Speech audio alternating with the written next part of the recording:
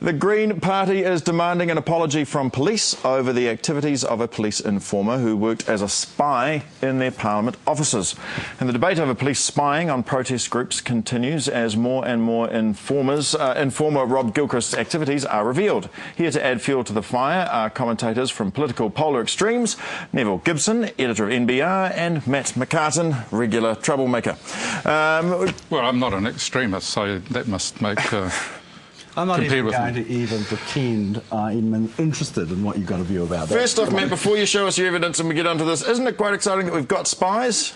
I mean, I've always wanted them. You've seen America has them. Well, of extremists. Well, I haven't got any. Tons of those. It costs the country a lot of money. The only spies are those who the secret police keep paying for. You know, they've always worked on paranoia ever since they set the secret police up in this country after the war. It was a con man, actually, and it's never stopped. This agency, which is now spying on legitimate political activity, which will promise by the Prime Minister, Alan Clark, at the time, it would never happen. Oh, is it spy or is it unemployed guy getting paid by the police to hang out at protest group? Well, that's called an informant. That's what police do, right? $600 a week to go around and pass on information. He's collecting intelligence, because a lot of these groups, and they all fit into a bundle, they're quite expensive for the country, like the Snails and the West Coast cost Solid Energy, which is owned by the taxpayer, $25 million.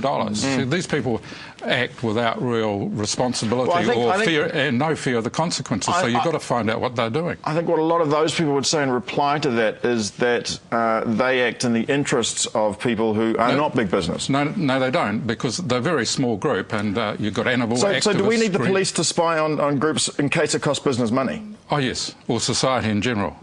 The cost of coal exports, that's another one they target. So they go out and think nothing of disrupting exports or shipping other people's livelihoods. So you're suggesting, Matt, police, there we go, police should be hired to protect business. Whenever we have rapes and real crimes, and even if you get burgled, which is a bigger crime than this, no cops ever turn up. They're all too busy spying on snails. But look, the thing is, you could argue with some legitimacy that if groups are targeting criminal behaviour, need to be kept an eye on. But what it fudges is that what you've got is you've got coppers in the secret police, $10 million they get to spy on us, and they actually say this is what you should do. Target in individuals, who's sleeping with who went who, where they meeting, and so on. It does seem an awful lot of information together. But it's even worse, because when they start targeting, like the Green Party, which is a legitimate elected representatives, paying a guy to suck up to them $600 a week to slip up there,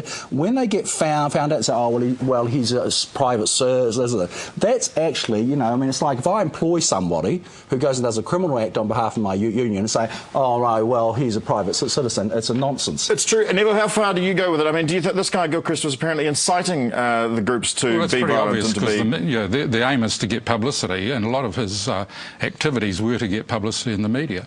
No, but Gilchrist was being paid by the police. He was the coppers man. I know, but that's part of the deal, though. With the cops? The cops, they put him in there to wind them up, and then they can go and arrest him. That's right. Goodness me. So, but I'm trying to work out your opinion here. I'm struggling to understand it so far. He supports the Stasi I'm the police. I'm hiring a guy. I'm paying him $600 a week to go into these extremely dangerous groups that you're worried about, and I'm asking them...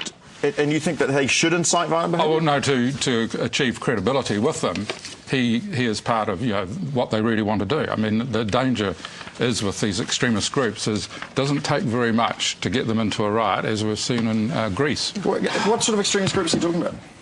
Oh, well, they all buy into the same things as the animal rights, as Greenpeace.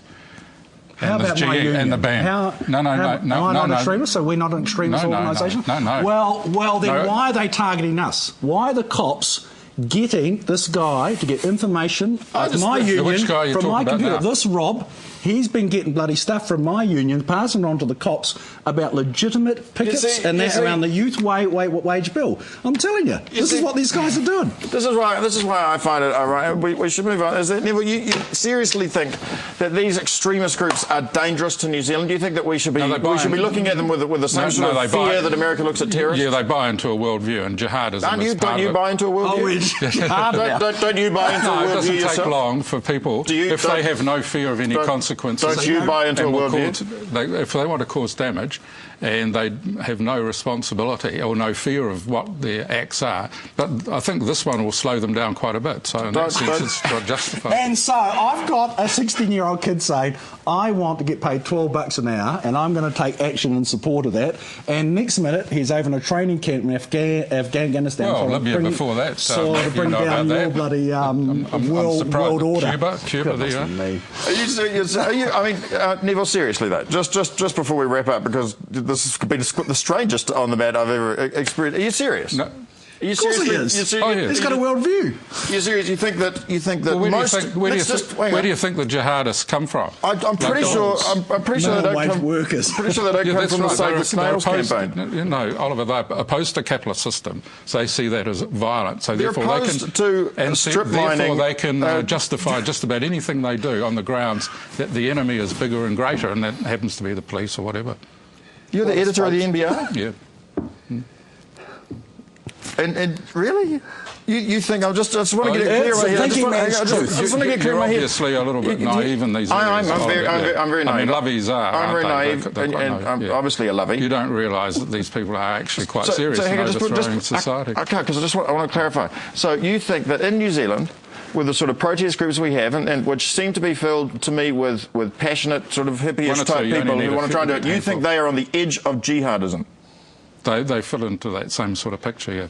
Easily susceptible to extremist action, damage property, cause disruption to exports, and threaten jobs. You edit newspapers in this country. That's a beautiful thing. Well, how far... Thank you very much for coming on the show. Neville, I was a little bit flawed there. Quite potentially, it's true. I don't know.